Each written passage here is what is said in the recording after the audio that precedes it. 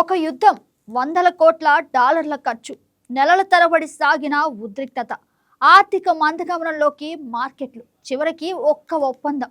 America చెబుతుంది ఇది తమ విజయమని, కానీ ప్రపంచం మాత్రం అదే ఒప్పందాన్ని అమెరికా వ్యూహాత్మక ఓటమిగానే చూస్తుంది. యుద్ధం చేయలేక చేసుకున్న రాజీగానే విశ్లేషిస్తోంది.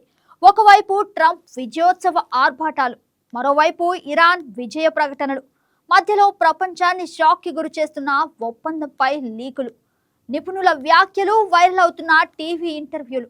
అసలు ఈ ఒప్పందంలో దాగి ఉన్న నిజం ఏమిటి? అమెరికా నిజంగానే గెలిచిందా, లేక ఓటమిని విజయంగా చూపించే ప్రయత్నం చేస్తుందా? ఈ మొత్తం కథలో బయటకు రాని ఆసక్తికర విషయాలేంటో ఇప్పుడు చూద్దాం.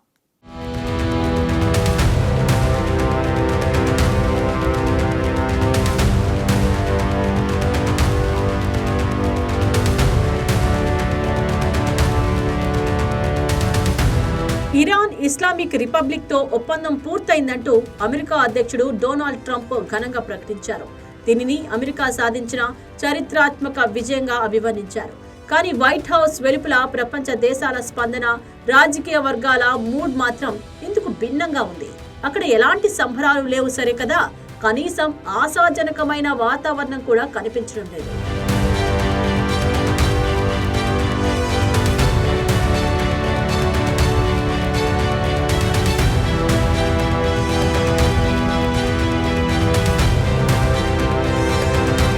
మీడియా రూమ్లు, అంతర్జాతీయ విధాన రూపకర్తలు, సోషల్ మీడియా ప్లాట్ఫామ్లలో ఈ పరిణామంపై భిన్నమైన చర్చ నడుస్తోంది. దీనిని అమెరికా సాధించిన విజయంగా కాకుండా రాజకీయంగా, ఆర్థికంగా, వ్యూహాత్మకంగా భరించలేని ఓ యుద్ధం నుంచి వాషింగ్టన్ తన ముఖాన్ని కాపాడుకుంటూ బయటపడేందుకు చేసిన ప్రయత్నంగా విశ్లేషకులు అభివర్ణిస్తున్నారు. ఇంకాస్త ఘాటుగా చెప్పాలంటే ఇది అమెరికాకు, ముఖ్యంగా ట్రంప్కు ఎదురైన ఘోర పరాజయమని నిపుణులు తేల్చి చెప్తున్నారు. University of Chicago professor Robert A Pape ఈ పరిణామాన్ని ఒక విపత్కర వ్యూహాత్మక పరాజయంగా అభివర్ణిస్తూ అమెరికా ఒక ఎస్కలేషన్ ట్రాప్ లో చిక్కుకుందని ఎక్స్ వేదికగా హెచ్చరించారు.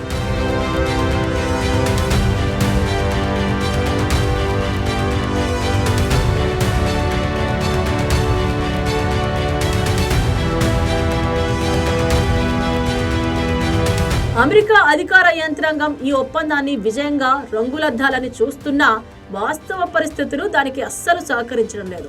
100 రోజులకు పైగా సాగిన భీకర ఘర్షణలు, బిలియన్ల కొద్ది డాలర్ల ప్రజాధనం వృధా, సైనిక సంపత్తి నష్టం, పర్షియన్ గల్ఫ్ ప్రాంతంలో అంతర్జాతీయ రవాణాకు ఏర్పడిన తీవ్ర అడ్డంకులు అమెరికా ప్రతిష్టను దెబ్బతీశాయి.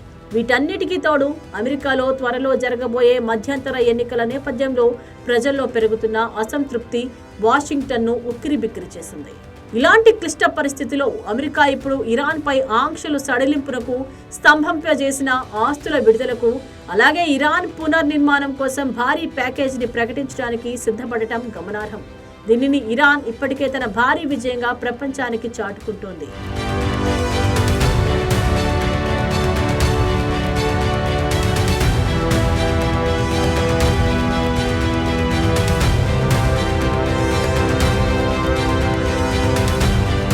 అమెరికా బలహీనతను ఎండగడుతూ ఇటీవల సిబిఎన్ న్యూస్ ఛానల్ కు చెందిన ఫేస్ ది నేషన్ కార్యక్రమంలో జర్నలిస్ట్ మార్గరెట్ బ్రెనాన్ చేసిన ఇంటర్వ్యూ సామాజిక మాధ్యమాలలో దావానలంలా వ్యాపించింది. ఈ ఇంటర్వ్యూలో అమెరికా రక్షణ మంత్రి పీట్ హెగ్సేత్ మాట్లాడుతూ తాము సైనిక ఒత్తిడి, నావిక దళాల ముట్టడి ద్వారా హార్మూజ్ జలసంధిని నిరంతరం తమ ఆధీనంలోనే ఉంచుకున్నామని చెప్పుకొచ్చారు. అయితే జర్నలిస్ట్ బ్రెనాన్ వెంటనే ఆయన్ను గట్టిగా నిలదీస్తూ ఈ చర్చల్లో భాగంగా హార్మూజ్ జలసంధిని మళ్లీ తెరిపించడం కోసమే అమెరికా వారాల తరబడి తీవ్రంగా శ్రమించిందని గుర్తు చేశారు. ఒకవేళ జలసంధిపై అమెరికాకే పూర్తి నియంత్రణ ఉంటే దానిని పునరుద్ధరించడం అనేది చర్చల్లో అంత పెద్ద ప్రధానాంశం ఎందుకు అయిందని ప్రశ్నించారు. ఈ సూటి ప్రశ్నకు రక్షణ మంత్రి హెగ్సేత్ సరైన సమాధానం చెప్పలేక పదే పదే పాత మాటలనే తిప్పి చెబుతూ కాలయాపన చేశారు. ఆయన చెప్పిన పర్ఫార్మెన్స్ బేస్డ్ టైమ్ లైన్స్ వంటి పదాలు ఇంటర్నెట్లో తీవ్రమైన ఎగతాళికి గురయ్యాయి.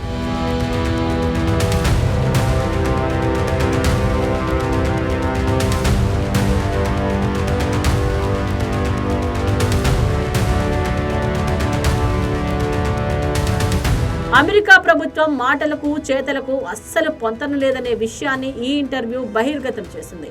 వాషింగ్టన్ నిజంగానే ఆ జలాలపై ఆధిపత్యం చేయించి ఉంటే ఈ జలమార్గాన్ని తెరిపించడానికి ఇన్ని రోజులు ఎందుకు చర్చలు జరపాల్సి వచ్చిందనే ప్రశ్న ఇప్పుడు అమెరికా లొంగుబాటు కథనానికి కేంద్ర బిందువుగా మారింది. Carnegie Endowment for International Peace కు చెందిన అనుభవజ్ఞుడైన మిడిల్ ఈస్ట్ చర్చల ప్రతినిధి ఆరోన్ డేవిడ్ మిల్లర్ కూడా Iran International podcast eye for Iran లో ఇదే విషయాన్ని స్పష్టం చేశారు.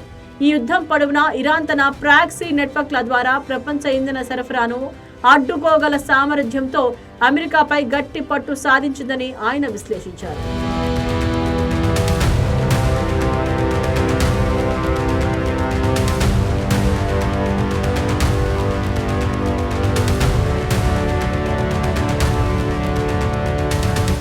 మరికొందరు నాయక నేతలు దీనిపై ఇంకా ఘాటుగా స్పందించారు. డెమోక్రటిక్ కాంగ్రెస్ సభ్యుడు సెత్ మౌల్టన్ ఎంఎస్ నౌ ఛానల్ తో మాట్లాడుతూ ఈ ఒప్పందం మరేదో కాదు, డొనాల్డ్ ట్రంప్ స్వయంగా ఇరాన్ సుప్రీం లీడర్ కు సమర్పించుకున్న లొంగుబాటు పత్రమని ఎద్దేవా చేశారు. ట్రంప్ మాత్రం తన సైనిక ఒత్తిడి వ్యూహం వల్లే ఇరాన్ లొంగి వచ్చిందని, హార్ముజ్ జలసంధి తన నియంత్రణలోనే ఉందని, ఈ ఒప్పందం వల్ల ఇరాన్ అణుబాంబు తయారు చేయకుండా అడ్డుకున్నామని సోషల్ మీడియాలో గొప్పలు చెప్పుకుంటున్నారు.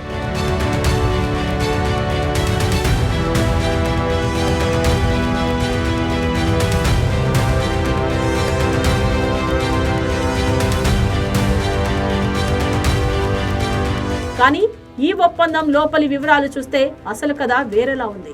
కీలకమైన అణు వివాదాలు ఇంకా పూర్తిగా పరిష్కారం కాలేదు. వాటిని మరో 60 రోజుల చర్చల విండోలోకి నెట్టేశారు.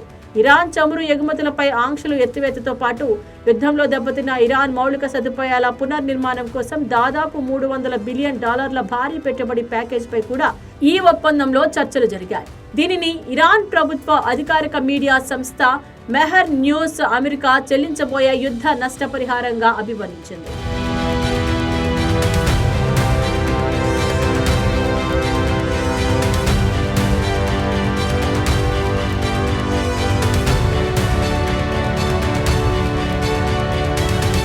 అయితే ఈ న్యూయార్క్ టైమ్స్ వంటి పాశ్చాత్య మీడియా సంస్థలు దీనిని అంతర్జాతీయ ప్రైవేటు పెట్టుబడిగా పేర్కొంటూ ఇందులో జారెడ్ కుప్నర్, స్టీవ్ విట్కాఫ్ వంటి ప్రముఖుల పేర్లు వినిపిస్తున్నాయని రాశాయి.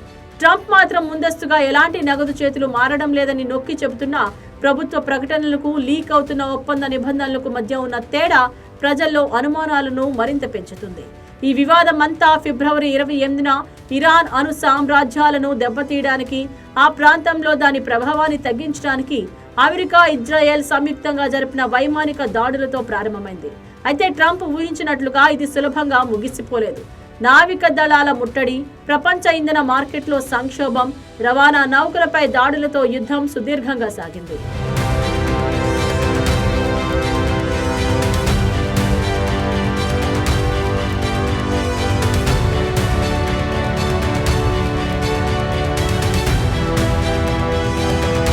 మే మధ్య నాటికి ఈ యుద్ధం కోసం పెంటగాన్ దాదాపు 25 నుండి 29 బిలియన్ డాలర్ల ప్రత్యక్ష సైనిక వ్యయాన్ని భరించాల్సి వచ్చింది.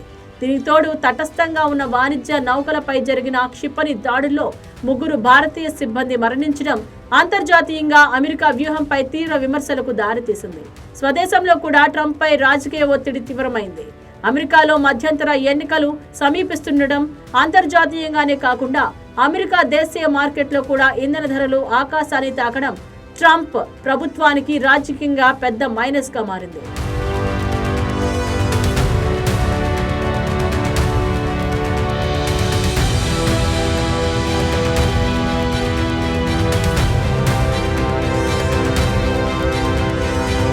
మరోవైపు జూలై 4న అమెరికా తన 250వ సంవత్సరం దినోత్సవాన్ని జరుపుకుంటోంది. ఇంతటి చారిత్రకమైన సందర్భంలో ఇజ్రాయెల్ ప్రధాని బెంజమిన్ నెతన్యాహు మాటలు విని స్వయంగా మొదలుపెట్టిన ఒక అసంపూర్ణ యుద్ధం నీడ దేశంపై పడటం ట్రంప్ కు ఇష్టం లేదు. ఇరాన్ అణుబాంబు తయారు చేస్తుందంటూ నెతన్యాహు గత 25 ఏళ్లుగా చేస్తున్న ప్రచారాన్ని నమ్మి ట్రంప్ ఈ యుద్ధానికి దిగారనే విమర్శలు ఉన్నాయి.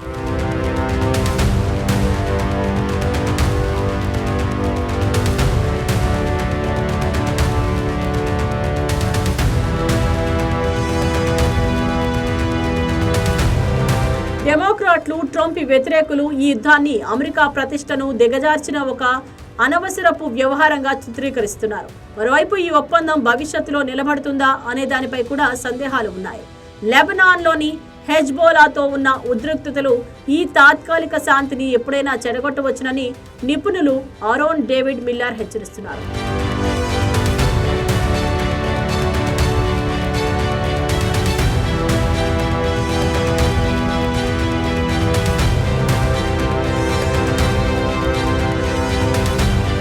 ఇటు ఇజ్రాయెల్లో కూడా ఈ ఒప్పందంపై తీవ్ర నిరసన వ్యక్తమవుతోంది.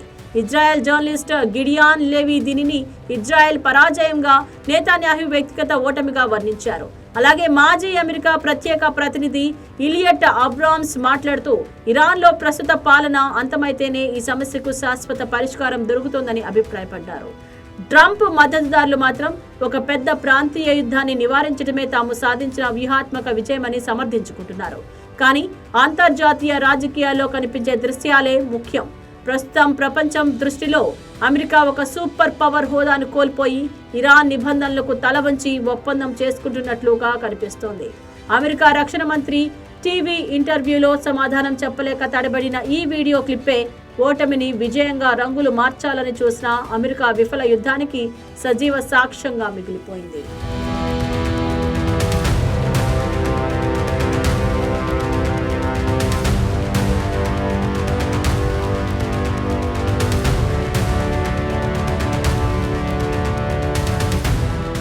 ఈ ఒప్పందం అమెరికాకు వ్యూహాత్మక విజయమా లేక ఒత్తిళ్ల మధ్య తప్పనిసరిగా తీసుకున్న రాజీ నిర్ణయమా అన్న చర్చ ఇంకా కొనసాగుతోంది.